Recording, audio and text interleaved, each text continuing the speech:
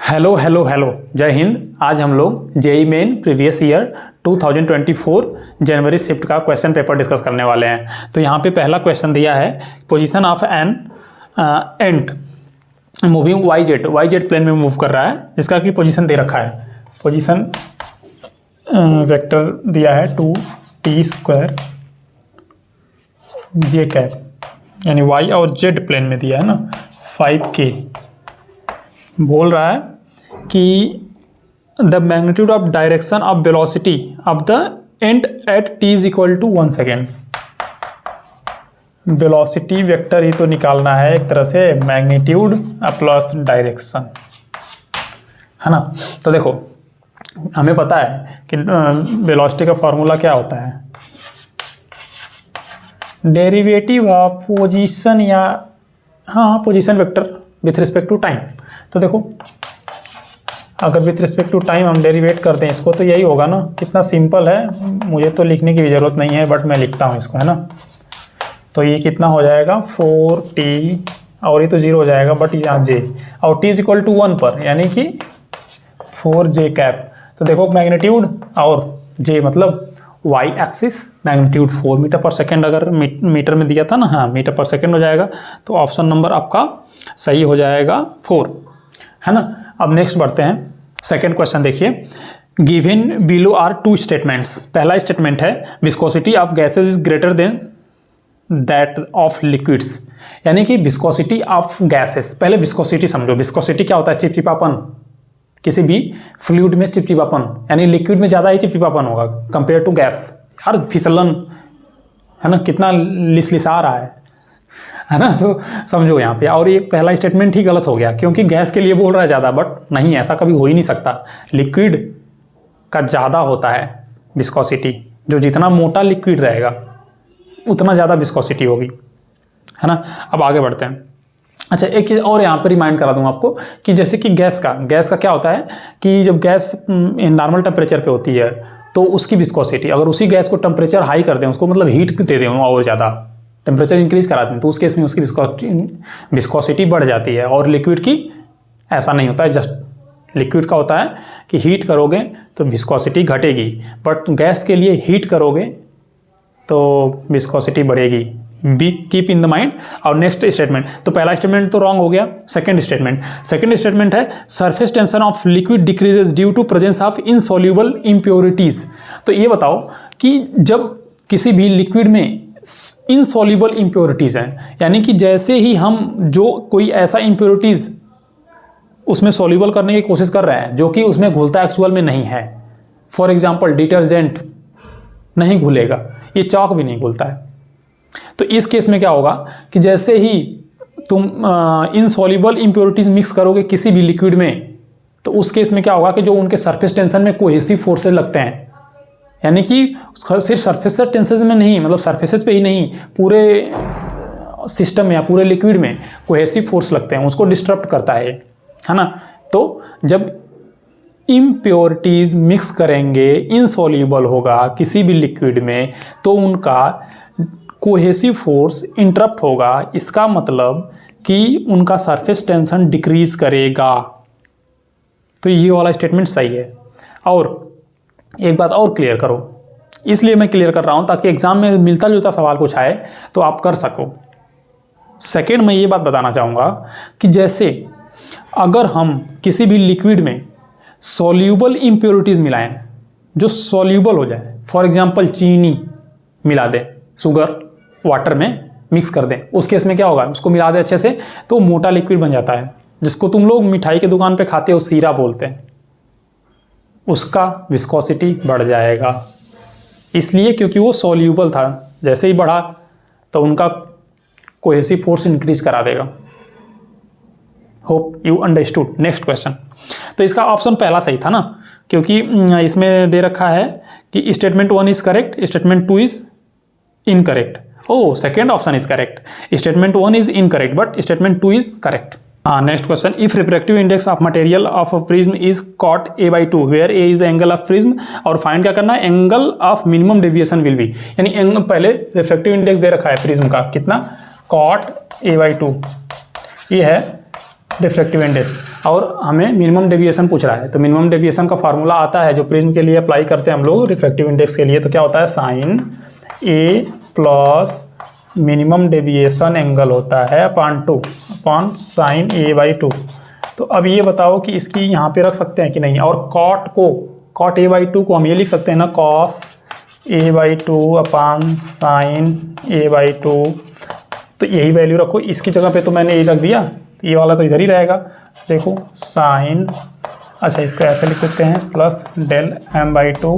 कोई दिक्कत वाली बात नहीं है सर, आगे बढ़ते रहिए, हम समझ रहे हैं। तो ये तो गया कैंसिल।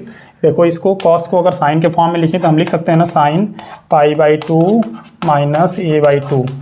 हाँ बिल्कुल, sine 90 minus theta is equal to cos theta, इसी प्रॉपर्टी से लिख सकते हो। तो ये sine a by 2 plus delta m by 2। तो डेल्टा, अभी इसको बताओ कि ये तो साइन से कैंसिल मतलब यहाँ पे कटता नहीं है, इनवर्स जब लेंगे ना दोनों तरफ तो खत्म हो जाता है, ये समझो। हाँ कॉन्सेप्ट समझ में आना चाहिए भाई। तो ये हो गया तुम्हारा इतना इज इक्वल टू इतना। तो जो डेल्टा, अगर हम डायरेक्ट लिखें डेल्टा एम बाई 2, तो ये वाला उठ के इधर आ जाएगा, तो पाई बाई 2 माइनस, देखो ये उठ के इधर आया माइनस माइनस, दोनों माइनस, यानी कि सिर्फ ए बचेगा। और delta m is equal to 2 का मल्टीप्लाई करो पाई माइनस 2a।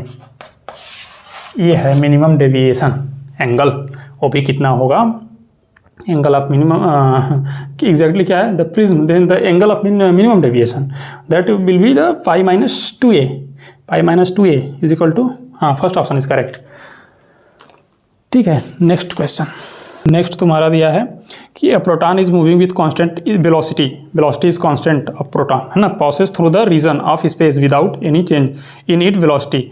अच्छा, if vector E and vector B represent the electric field and magnetic field respectively, then the region of space may have, उस पर इसमें 4 ऑप्शन दे रखा है, उसमें से पूछ रहा है कौन कौन ऑप्शंस करेक्ट हो सकते हैं। तो एक बात बताओ कि इसमें स्ट्रेट लाइन में ही पास कर जा रहा है, मतलब कि 1 minute, proton moving with constant speed constant velocity passes through the region without any changes. हाँ मतलब बिना किसी चेंजेस के, यानी कि जैसे मूव करके जा रहा था उसी से चला जाएगा। तो एक चीज़ समझ में आ रहा है ना कि जब मैग्नेटिक फील्ड में या इलेक्ट्रिक फील्ड प्रेजेंट रहेगा उस केस में क्या होगा कि उन पे बहुत सारे फोर्सेज लगेंगे। कौन सा फोर्स, इलेक्ट्रिक फोर्स और मैग्नेटिक फोर्स। तो उन दोनों फोर्स अगर नेट फोर्स 0 होंगे तभी तो वो अपना बिना चेंज किसी डिफ्लेक्शन का जा रहा है, यानी वेलोसिटी उसकी कोई चेंजेज नहीं आ रही है, यानी कि गोल गोल घूमेगा तो भी वेलोसिटी चेंज हो जाती है, मैग्नीट्यूड सेम रहता है, स्पीड सेम रहता है ना।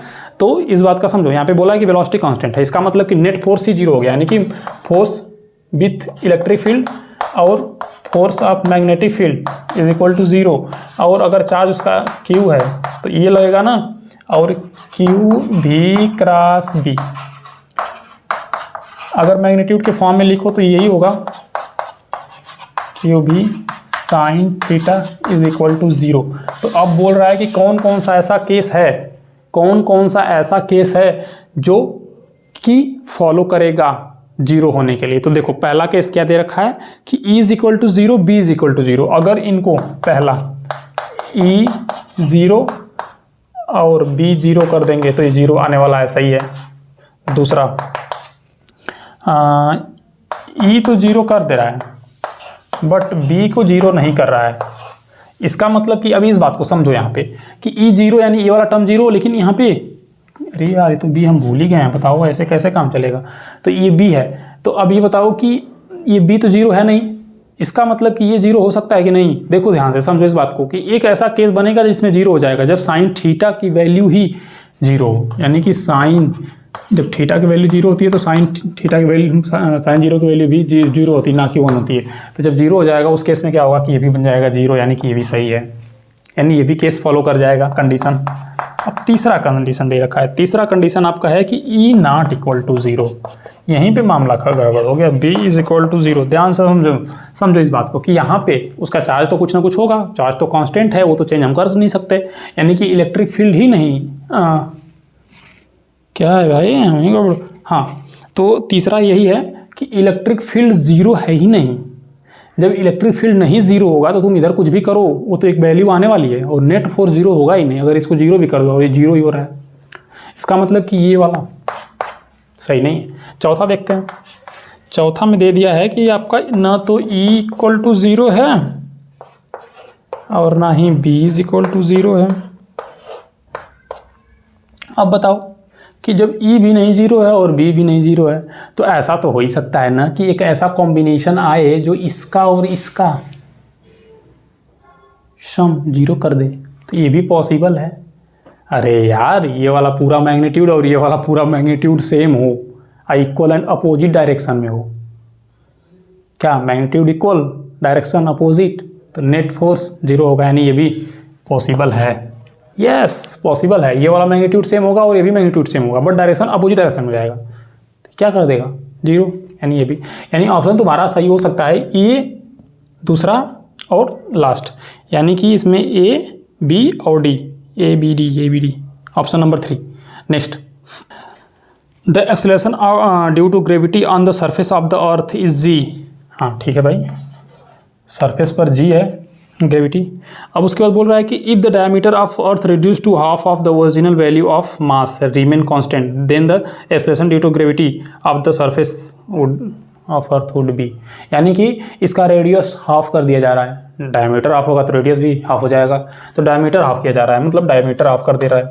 पहले डायमीटर डी था उसको हाफ कर दिया बाद में, है ना। तो एक चीज़ समझो कि हमें पता है कि force gravity force on earth M G, और न्यूटन का नियम भी लगा दो, न्यूटन लॉ से, यूनिवर्सल न्यूटन लॉ होता है ना, तो एम से एम गया, अरे एम गया, जी तो बचा ही रह गया, यानी कि G M by R square, ये मास ऑफ अर्थ है और ये रेडियस ऑफ अर्थ। तो अभी बताओ भाई कि जब डायमीटर हाफ हो रहा है तो रेडियस भी हाफ हो जाएगा। तुम कह दोगे सर कन्फ्यूज़न हो रहा है, हमको ऐसे नहीं समझ में आ रहा है, तो बताओ कि इसको क्या तुम लिखोगे, यही तो लिख दोगे d/2 रेडियस, तो इसको तुम यही ना कर दोगे 4gm/d²। तो चलो भाई इसी से हम लोग देख लेते हैं, यानी कि g तुम्हारा क्या है, डायरेक्टली प्रोपोर्शनल टू 1/d²। तो जब ये और छोटा होगा, जितना टाइम्स तो उतना बढ़ जाएगा कि नहीं बढ़ जाएगा, यानी तुम ये लिख सकते हो ना g1/g2 is equal to d2 का स्क्वायर अपॉन d1 का स्क्वायर, बिल्कुल लिख सकते हो, क्योंकि नीचे ऊपर चला जाएगा, है ना। तो बताओ कि g2 तुमको चाहिए यहाँ पे ना, g2 ही चाहिए, तो ये उधर वो उधर, यानी कि d1/d2 का होल स्क्वायर और g1, तो g1 तुम्हारा यही है, तो g, चलो इसको यहीं लिखते हैं, d1/d2, पहले d1d था, फिर d2 d/2 हो गया, चलो स्क्वायर। तो बताओ कि ये कट कुट के ऊपर आया तो 4g हुआ कि नहीं हुआ, हुआ सर हुआ, यानी कि याद रखना, या तो रेडियस हाफ होगा तो जस्ट उसका स्क्वायर इंक्रीज कर जाएगा, या तो डायमीटर हाफ होगा इंक्रीज कर जाएगा, बात सेम है ना। और इस बात को बहुत दिमाग में रखो यार, ये सब बहुत शॉर्ट्स आपके कॉन्सेप्ट्स हैं, तो फटाफट आगे बढ़ना चाहिए इसमें, है ना। यहाँ पे टाइम ज़्यादा नहीं निकालना चाहिए अपना। Next question, train is moving with speed 12 metre per second, v is equal to दिया है 12 मीटर पर सेकेंड। फिर second, rail which is apart, यानी कि अगर हम उनके बीच में डिस्टेंस देखें तो 1.5 मीटर है, यानी 2 रेल है ना, ट्रेन रेल पर जाएगी ना, उनके बीच का डिस्टेंस। और उसके बाद निगोशिएट द कर्व रेडियस 400, यानी कि रेडियस जो है वो 400 मीटर पर निगोशिएट किया जा रहा है, मतलब कि इतना रखना चाहते हैं वो लोग कर्व का रेडियस, यानी जिस पे ट्रेन घूमना चाहती है, लंबा रेडियस आई हुई, है ना। तो उसके बाद क्या है, the height by which rail should be raise with respect to inner rail is, मतलब इनर, ये कहने का ये मतलब है कि अगर ये दो रेल है ऐसे जा रहे हैं, है ना, तो यहाँ पे कर्व उनको देना चाहते हैं। अगर कर्व देना चाहेंगे, देखो कर्व देना चाहेंगे तो क्या कैसे करना चाहते हैं वो, कि ये इनर के रिस्पेक्ट में ये वाले को कुछ ऊपर करना चाहते हैं, ताकि इतना से ऊपर रहे। और ऐसा ही रहता है, ध्यान से देखोगे, सड़क भी तुम देखोगे, सड़क पर जब घुमाव बनाया जाता है ना, यानी कि फास्ट मोड जब रखने की कोशिश किया जाता है, उस केस में क्या किया जाता है कि थोड़ा सा एक तरफ का हाइट बढ़ाया जाता है, ऐसे कुछ होता है सड़क, ताकि तुम फटाक से घूम जाओ रोड पर, है ना। तो ऐसे ही यहाँ पे क्या होगा कि ऐसे कुछ देखो, ये है उनके बीच, ये 2 रेल हैं, इनके बीच का डिस्टेंस d है, और इधर का कुछ हाइट इंक्रीज करा दे, ताकि थोड़ा सा हाइट इंक्रीज कर दे, थोड़ा सा हाइट, तो ये कुछ इस तरह का होता है और इस पर घूम जाए, है ना। तो यानी कि इसी h हाइट मान लो उठा दिया गया, तो एंगल ये थीटा बना, है ना, ये थीटा एंगल बना। तो हमको पता है क्या formula, tan theta is equal to v²/r, हाँ जी, ठीक है। तो उसके बाद क्या होगा कि इनकी वैल्यू इसमें रख दो, तो तुम्हारा tan थीटा की वैल्यू आ जाएगी टेन थीटा की वैल्यू आ जाएगी। हाँ, तो एक चीज़ समझो यहाँ पे कि ऐसे तो हमने इसको कर दिया और ऐसे ही इसको भी देखो, tan theta is equal to हम यहाँ से क्या लिख सकते हैं, इसी हाइट से, हाइट अपान बेस, तो डी, है ना, यानी इसके इक्वल ही हो जाएगा। यानी कि यहाँ पे हम लिख सकते हैं ना एच बाई डी। तुमको चाहिए क्या, एच, वहाँ से एच निकाल दो ना, इससे और इससे एच निकाल दो, देखो कितना आएगा, एच इधर आके इधर जाकर डी का मल्टीप्लाई हो जाएगा, यानी कि V square by R G into D, और इसकी वैल्यू आप रख देंगे तो आपका आंसर आ जाएगा। देखो ये सर्किट है, इसमें पूछ रहा है कि which of the following circuit is in reverse biased, यानी कि रिवर्स बायस में चाहिए, और ये अपना डायोड लगा रखा है ना। तो देखो ये होता है P, ये होता है N, समझ गए ना, मतलब इधर P और ये P N, तो तुम समझ गए। अभी बात बताओ कि रिवर्स बायस क्या होता है। फॉरवर्ड बायस उसमें होता है जिसमें करंट अलाउ कर दे जाने को, जिसमें करंट ना अलाउ करे। तो जब इधर हायर वोल्टेज होगा, इस साइड में जब हायर वोल्टेज होगा, यानी करंट इधर से इस साइड जाना चाहेगा तो नहीं अलाउ जाएगा, नहीं जा पाएगा, नॉट अलाउड, बट इधर से इधर चला जाएगा। इसका मतलब कि जब रिवर्स बायस में रखना है ना, तो उस केस में क्या करना होगा, सोचना पड़ेगा कि इस साइड जिसका हायर पोटेंशियल है वही आपका रिवर्स बायस में होगा। तो देखो इसमें तो इधर हायर पोटेंशियल यानी ये फॉरवर्ड बायस में है, इसमें भी हायर पोटेंशियल है, इधर ये जीरो है ना, तो क्या होगा, फॉरवर्ड बायस में भी है ना, ये भी 0 वोल्ट पे है, तो ये 0 वोल्ट पे, वो माइनस में, यानी कि यही हायर पे है। यानी यहाँ पे ध्यान से देखो तो ये +2 वोल्ट है, इधर +4 वोल्ट है, यानी उल्टा इधर, और उल्टा में रिवर्स बायसिंग हो जाएगा, यानी नॉट अलाउड, यानी करंट नॉट अलाउड, यानी कि यही है रिवर्स बायस्ड। ठीक है। Identify the physical quantity that can not be measured using spherometer. तो स्फेरोमीटर तो तुमने यूज़ किया होगा यार क्लास 12th के अपने प्रैक्टिकल एग्जाम्स में। स्फेरोमीटर वही होता है जो कि डेप्थ मेजर करता है एक्चुअली। तो कॉन्वेक्स लेंस कुछ ऐसा होता है, या मिरर, है ना। यहाँ पे देखो, एक मिनट, क्या दिया है, radius of curvature of convex surface. तो यहाँ पे मिरर की बात ही नहीं है ना, तो उसकी बात है, क्या नाम है, लेंस की। यहाँ पे सरफेस की बात है, यानी कि पहला कौन सा दे रखा है, पहला है तुम्हारा कॉनकेव सरफेस, यानी कुछ इस तरह से। तुमको पता है ना कि कैसा होता है, यहाँ पे देखो ऐसा ही होता है, चक्री सतह का होता है, और इसमें इधर और इधर 3 छेदे लगे होते हैं, ये दोनों उधर रहता है, मतलब इधर और इधर, एक बीच में ऐसे होता है, थोड़ा स्क्रू पे होता है। तो यही मेजर करने का काम करता है, और उसके ऊपर मुंडी सी लगी रहती है, तो पकड़े घुमाते हो इसको, ऐसा ही स्फेरोमीटर होता है। तुम देखे होगे अपने क्लास में, और हमें जहाँ तक उम्मीद है कि अरे यार जब हम लोगों के स्कूल में कराया गया, तुम लोगों में पक्का कराया जाएगा। यानी आज के डेट में कोई ऐसा स्कूल होगा ही नहीं जिसमें ना कराया जाए। हमारा स्कूल था खतरनाक, है ना। तो उसके बाद क्या नाम है, बढ़िया स्कूल था भाई। तो आगे बढ़ते, हाँ, तो इसमें क्या है ना कि बोल रहा है कि कॉन्केव सरफेस को मेजर करने के काम आता है। तो सही बात है, आता है। Can not be measured using spherometer, यानी कौन सा नहीं मेजर किया जा सकता है। तो कर्वेचर तो मेजर किया जा सकता है, किसका, कॉन्केव सरफेस का, और स्पेसिफिक रोटेशन ऑफ लिक्विड, यही प्रॉब्लम है, बट आगे समझ लो, थोड़ी सी रुको, 2 नंबर को छोड़ते हैं, अभी बताते हैं।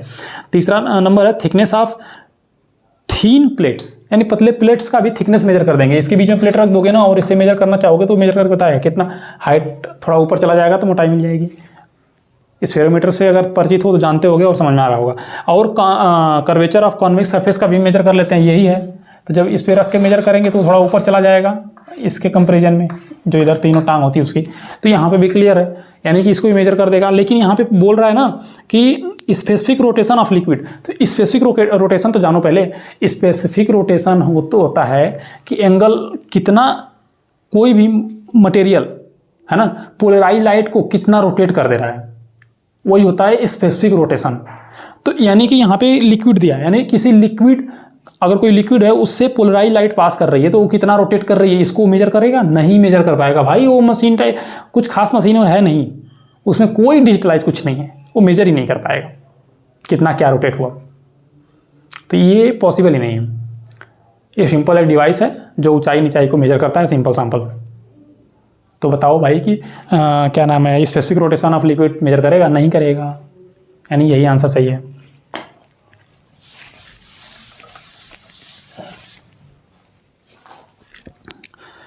हाँ, next question, 2 bodies of mass 4 gram 25 gram moves with equal kinetic energies, the ratio of magnitude of their linear momentum is. तो देखो काइनेटिक एनर्जी मैंने इस सवाल को पहले भी करा रखा है लेकिन अभी फिर कराता हूँ। देखो काइनेटिक एनर्जी, ये तो मैंने मोमेंटम लिख दिया इसलिए मोमेंटम लिख दिया। मोमेंटम का formula in term of kinetic energy यही होता है। तो बताओ कि ये भी और ये भी और ये भी क्या, ये भी मास नहीं है, मास ही पे तो डिपेंड कर रहा है, यानी कि P proportional to root of m, यानी कि अगर तुम रेशियो में लिखना चाहो तो P/2 यही होगा ना, रूट ऑफ m1/m2। तो बताओ कि इसमें 4 और 5 नहीं 25, तो बताओ कि 2:5 आएगा कि नहीं आएगा। आ गया। सर सेकंड मेथड भी बता दो, क्योंकि हम बताने वाले हैं। सेकंड मेथड कुछ नहीं है भाई, जब तुम काइनेटिक एनर्जी का फार्मूला मोमेंटम के टर्म में लिखोगे तो 2m मतलब बात सेम है, बस याद होना चाहिए। देखो तुम्हारा दिमाग किस तरह से चल रहा है उस पर डिपेंड करेगा, किसी भी तरह से चलेगा सॉल्व कर लोगे, लेकिन कॉन्सेप्ट क्लियर होना चाहिए।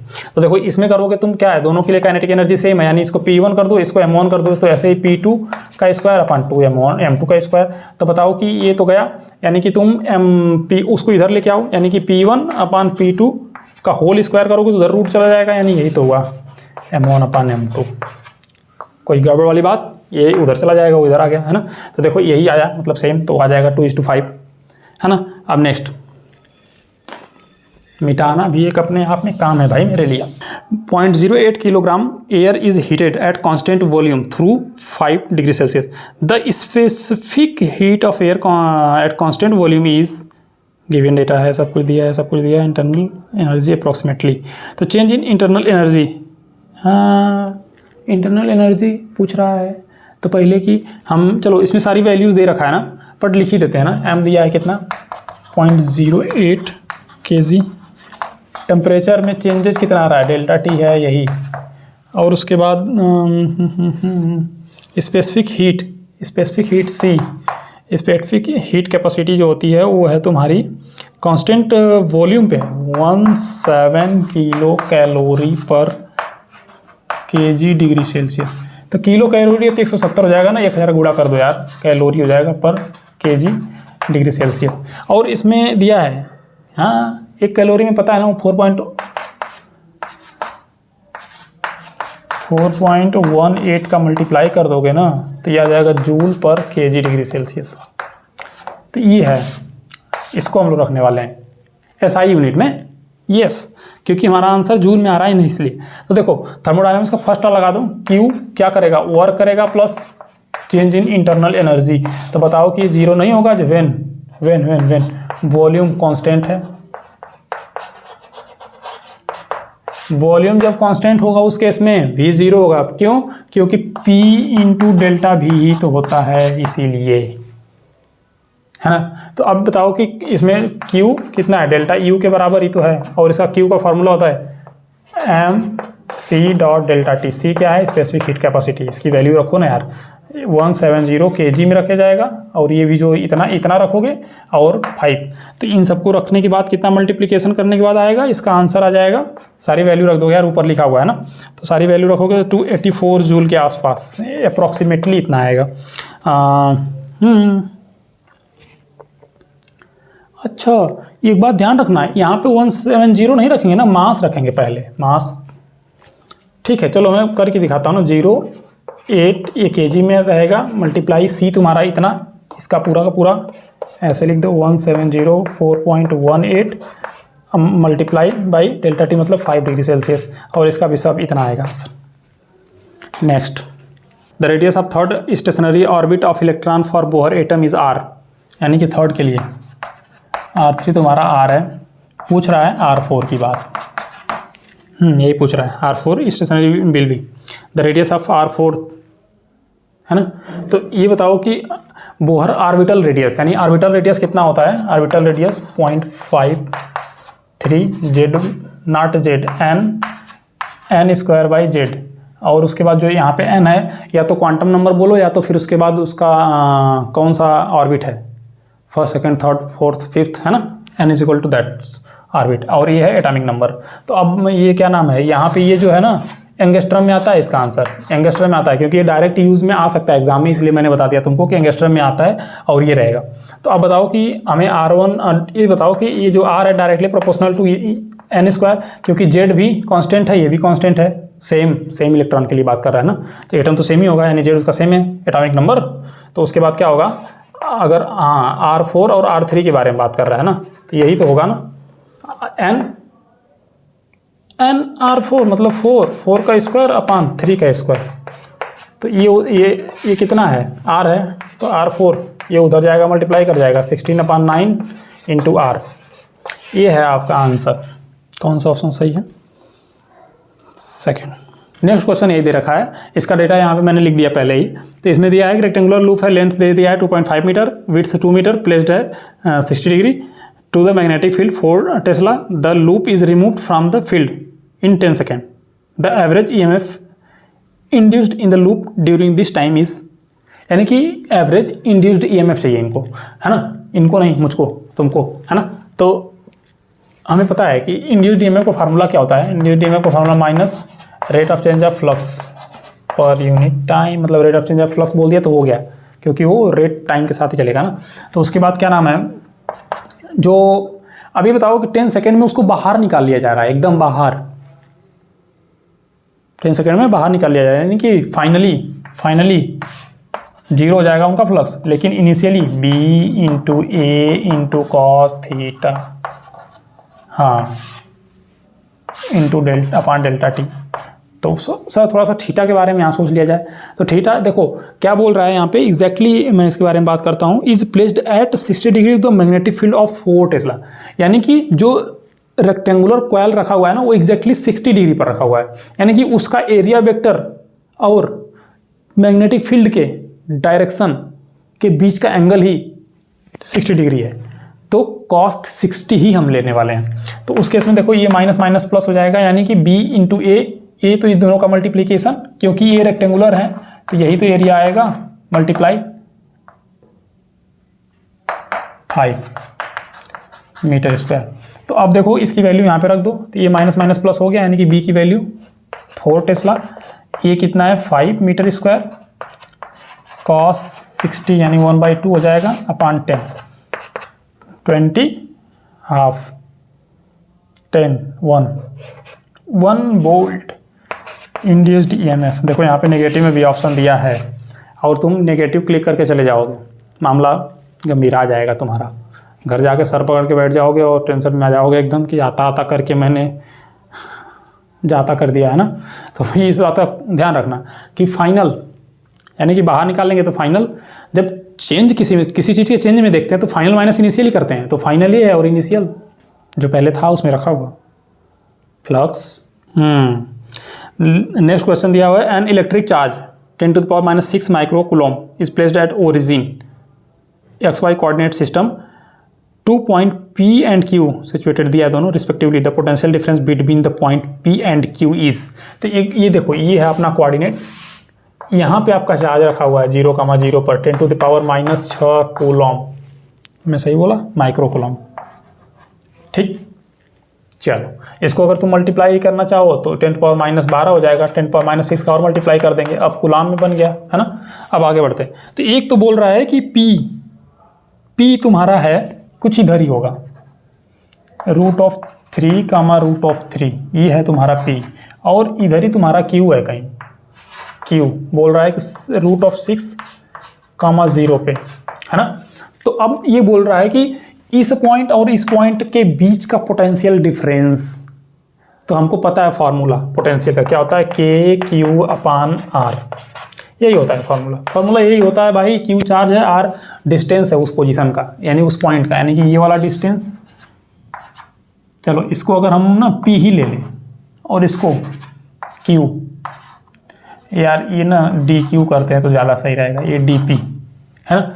तो अब बताओ कि यही तो डिस्टेंस लेना है, यानी कि पहले हम V पॉइंट P पर देखने वाले हैं, तो Q तो सेम ही रहेगा, यानी R यही देखना है ना। तो बताओ कि ये वाला डिस्टेंस कितना होगा, यानी DP देखोगे तो तुम क्या लिखोगे, यही ना, रूट ऑफ इतना का स्क्वायर प्लस इतना का स्क्वायर, यानी 3, √3 का स्क्वायर, √3 का स्क्वायर, √6।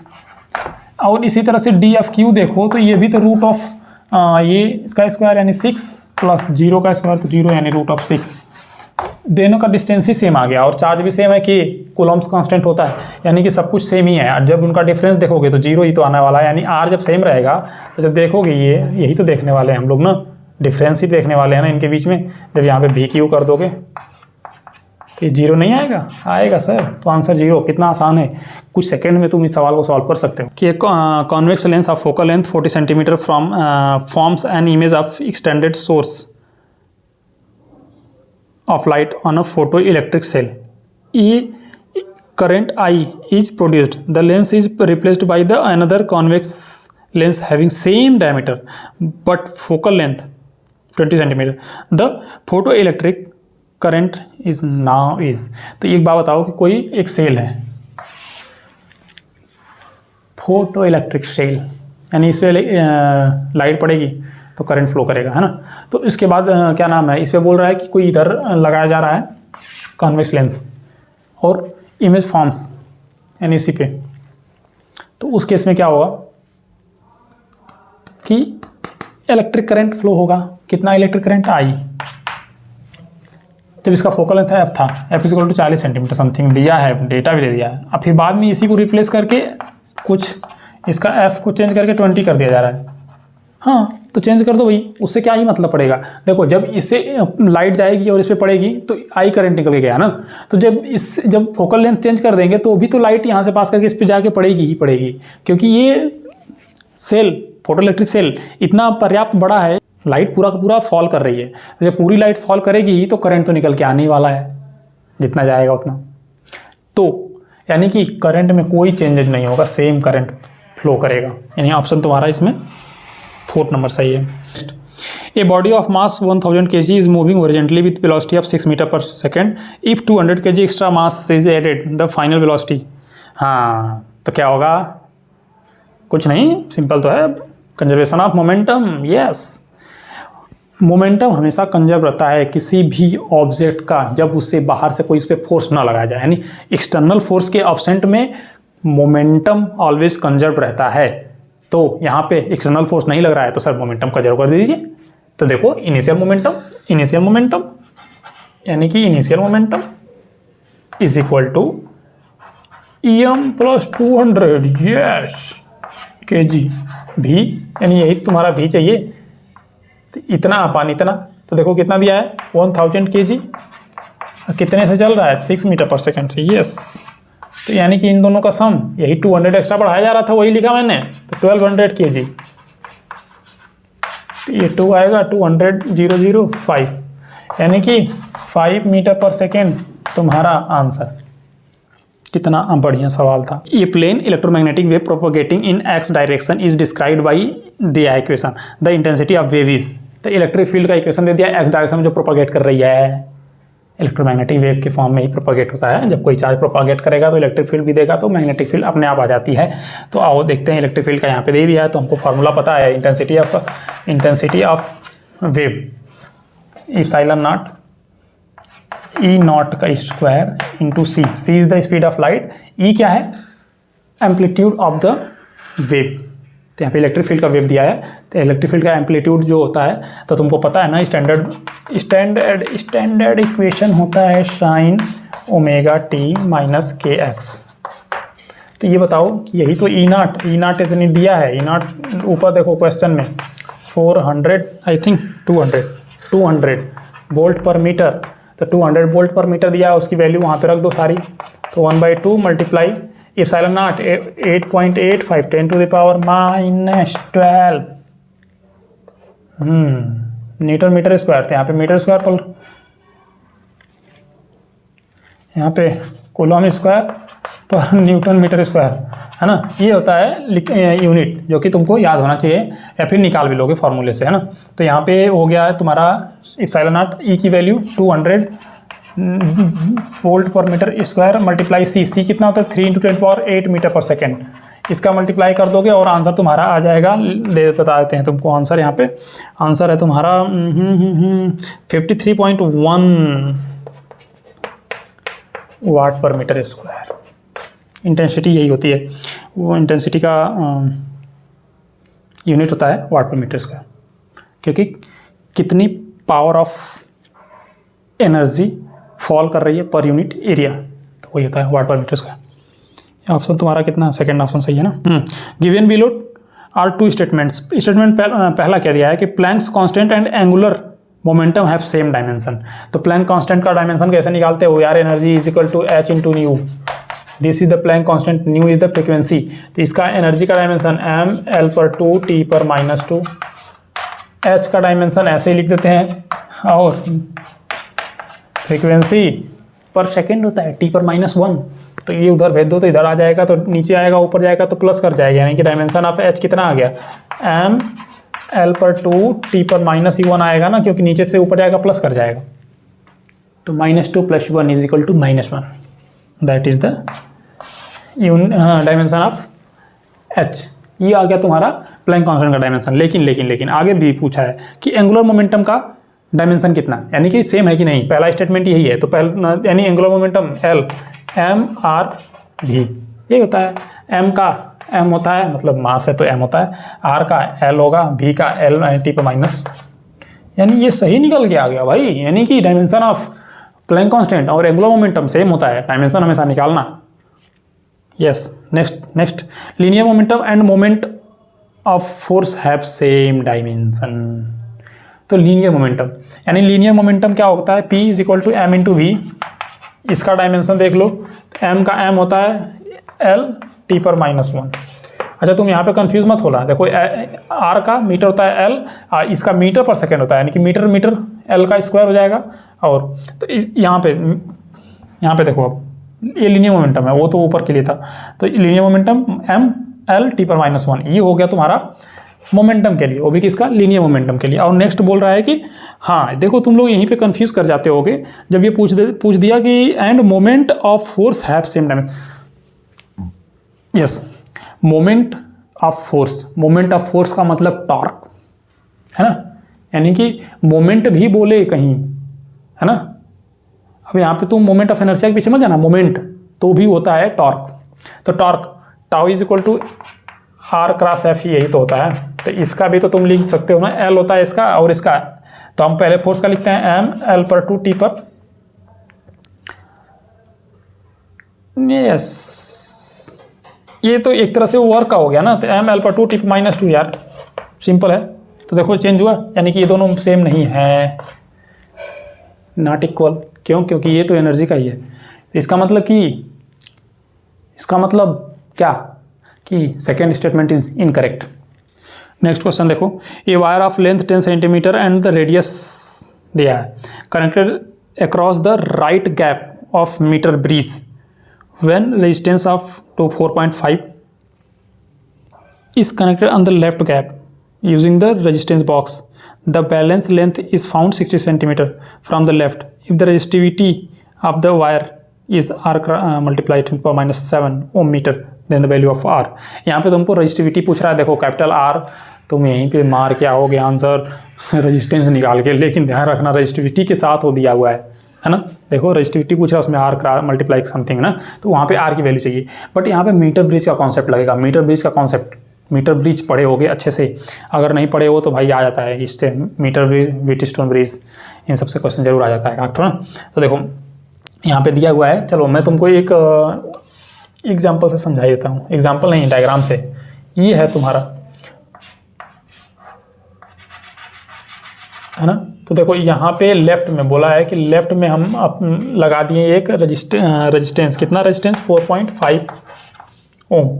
और यहाँ पे भी एक रजिस्टेंस हम जोड़े हैं, लेकिन उसका हमें पता नहीं है। इसको चलो हम इसको रजिस्टेंस क्या बोलते हैं, आर की तो बात है नहीं, स्मॉल आर लिख देते हैं, है ना। अब देखो यहाँ से एक गैल्वेनोमीटर जोड़ा हुआ है जी, और बोल रहा है कि यहाँ 60 सेंटीमीटर, यानी कि ये 60 सेंटीमीटर पर रहेगा।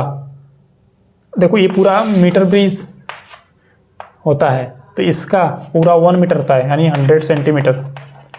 तो बचा कितना ही 40 सेंटीमीटर। तो यानी कि ये IG गैल्वेनोमीटर का डिफ्लेक्शन जब 0 शो करता है तब हम लोग निकालते हैं। और इनका रेशियो, इसका रेशियो, इसका रेशियो, इसका रेशियो, इसके साथ इसका, इसके साथ इसका रेशियो इक्वल होता है। तो इसका मतलब कि 4.5 ohm upon 60 centimetre must be equal to the small R upon 40 centimetre. इनका मल्टीप्लाई वगैरह करोगे तो देखो क्या आएगा। इसको इधर भेज दो, इसको इधर, हाँ यस, इसको इधर भेजेंगे ना, वो तो डिवाइड कर जाएगा। यानी 60 अपान 40 इंटू 4.5 ओम। तो इसको कट कर दोगे तो इसमें आ जाएगा तुम्हारा, कितना आ रहा है भाई, कितना मल्टीप्लाई कर दो, तो ये आ जाएगा, मल्टीप्लाई इसलिए कर रहा हूँ ताकि मैं आगे तक बढ़ा के दिखाऊँ ना। तो यहाँ पे 1.5 मल्टीप्लाई 4.5 ओम, तो ये हो गया 4.5, इसी का हाफ और ऐड हो जाएगा, तो यानी कि तुम्हारा 6.75 कैलकुलेशन है ओम, है ना।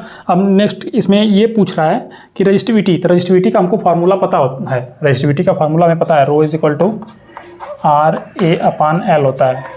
आर जो है रेजिस्टेंस है, यानी ये वाला रेजिस्टेंस है ना। तो ये क्या है, cross sectional area of wire.